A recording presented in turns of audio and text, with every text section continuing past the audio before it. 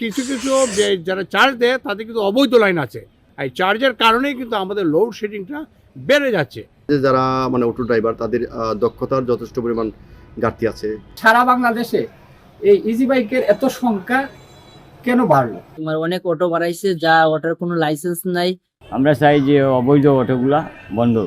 অনিবন্ধিত battery চালিত autorickshaw charge দিতে গিয়ে বাড়ছে বিদ্যুতের চাহিদা। এর প্রভাবে ঘন ঘন লোডশেডিং এ ভোগান্তি পোহাতে হচ্ছে সাধারণ মানুষকে। এ বিষয়ে কি ভাবছেন হাওড় অঞ্চল সুনামগঞ্জের মানুষ? কালের কণ্ঠের বিশেষ আয়োজন জনতার কণ্ঠে আমরা জানবো তাদের মতামত। সাথে আছি আমি সায়াদ হোসেন সবুজ।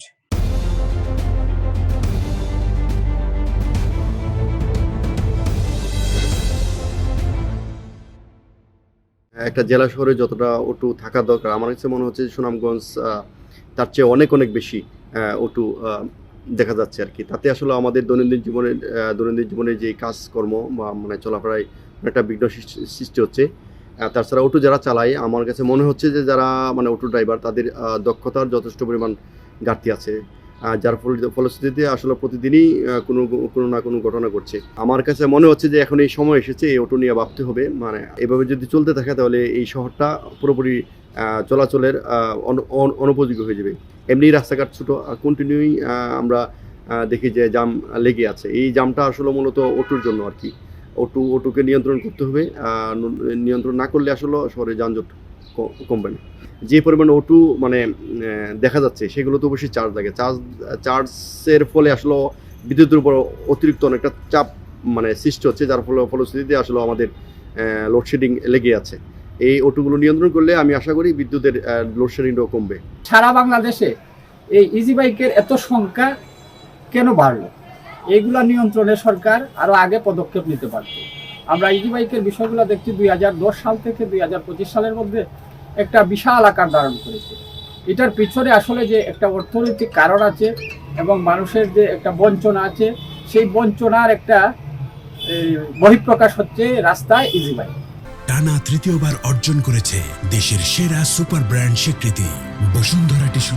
সুনামগঞ্জ শহরে বিগত কয়েক বছরের তুলনায় এখন প্রচুর হারে শহরে অটো এবং অনিবন্ধিত এবং লাইসেন্সবিহীন যেই অটোগুলা শহরে চলাচল করছে, আমরা প্রশাসনের কাছে দৃষ্টি আকর্ষণ করব এই অনিবন্ধিত এবং লাইসেন্সবিহীন এই অটোগুলাকে আপনারা একটু দৃষ্টি নেন, যাতে এই শহরে চলাচল না করতে পারে। তাদের জন্য কিন্তু শহরে প্রতিনিয়ত যানজট বেড়েই চলেছে।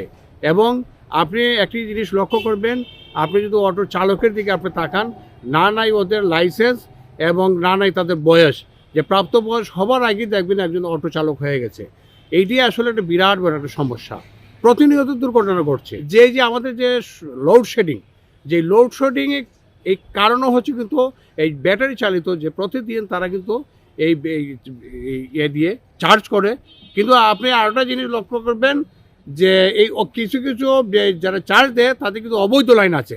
এই অবৈধ লাইন দিয়ে কিন্তু ব্যাটারি চালিত হচ্ছে। এই ব্যাটারি চালিত এই চার্জের কারণেই কিন্তু আমাদের লোডশেডিংটা বেড়ে যাচ্ছে। কিন্তু আমরা প্রশাসনের দৃষ্টি আকর্ষণ করব, যারা অবৈধ অটোরিকশা আছে, ব্যাটারি চালিত অবৈধ রিক্সা আছে, যেন শহরের ভিতরে যদি না ঢুকতে পারে তাহলে আসলে যানজট হবে না। এই যানজট নিরসনের জন্য পদক্ষেপ নিতে হবে প্রশাসনকে।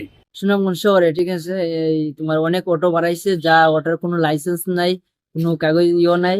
আর অনেক বাচ্চারাই অটো নিয়ে বেরিয়ে যায়, ঠিক আছে। আর সেই সুনামগঞ্জে মনে করো যদি যাওয়া যায় ওখানে 20 মিনিটে ওই জায়গাতে যাওয়া লাগে, তোমার 40 মিনিট 35 মিনিটে যাওয়া লাগে। আর অনেক তো কারেন্টের সমস্যা করে এই অটোর কারণে বাচ্চারা অটো নিয়ে বেরিয়ে যায়। আর যদি এই জিনিসটা যদি মনে সরকারের দিকে দেয়, তাইলে আইনভাবে দিকে দেয়, তাইলে আমরা খুব একটা সুবিধা হয়। সুনামগঞ্জ শহরে অটোরিকশার যানজট এবং বিদ্যুতিক সমস্যার নানা জটিলতার দুর্ঘটনা এই অটোর কারণে। অটো শহরে বেশি যানজট থাকে, রাস্তাঘাটের সমস্যা হয়। আমরা চাই যে অবৈধ অটোগুলা বন্ধ হোক।